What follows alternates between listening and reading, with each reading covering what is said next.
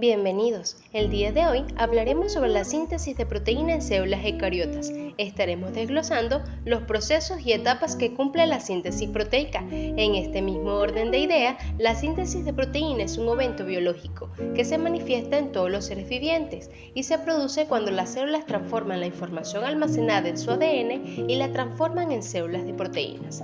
Este proceso no es uno que suceda de manera sencilla, ya que el código encriptado en el ADN de la célula no se traduce directamente en proteínas. El proceso de síntesis de proteína requiere una molécula de ARN mensajero que actúa como intermediario. Este flujo de información en que el ADN se transforma en ARN mensajero y luego en proteínas ocurre en todos los tipos de seres vivos, desde los más simples a los más complejos. Los ribosomas son los encargados de hacer la realidad de la síntesis de proteínas. Las fases de la síntesis de proteínas son la fase de transcripción y la fase de traducción. La fase de transcripción.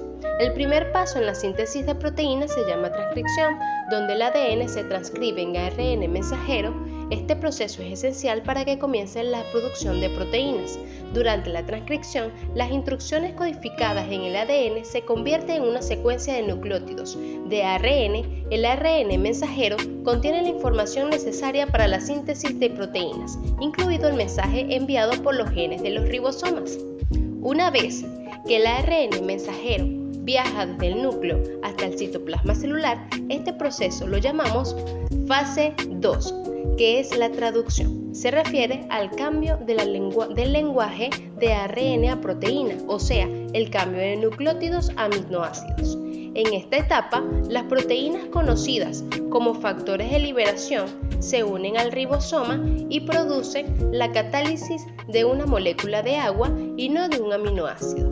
Esta reacción libera el extremo carboxilo terminal y finalmente la cadena de péptido es liberada al citoplasma celular, cumpliendo con sus factores característicos de iniciación, elongación y terminación, cumpliendo sus tres fases. Es importante destacar que en esta segunda etapa cumplen un factor fundamental estas tres moléculas de ARN.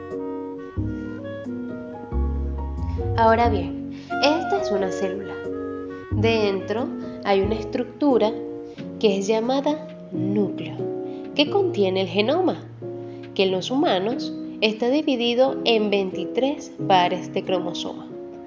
Cada cromosoma está formado por cromatina. Esto es una hebra larga de ADN que está empaquetada alrededor de unas proteínas llamadas histonas. Dentro del ADN hay secciones que son en genes y algunos de estos genes poseen las instrucciones para construir proteínas. Cuando un gen es activado, una enzima llamada ARN polimerasa se une al extremo inicial del gen. Esta se desplaza a lo largo del ADN, creando una hebra de ARN mensajero, a partir de bases que se encuentran en el núcleo del código del ADN que determinarán el orden en que esas bases libres se van agregando al ARN mensajero. Este proceso se llama transcripción. Antes que el ARN mensajero pueda utilizarse como un plano para la construcción de proteínas, necesita ser procesado. Esto involucra remover secciones y unirlas luego al ARN mensajero, que saldrá del núcleo hacia el citoplasma y se encuentra con fábricas de proteínas llamadas ribosomas. El ribosoma se une al ARN mensajero y va a leer el código de esta hebra para construir una cadena de aminoácidos.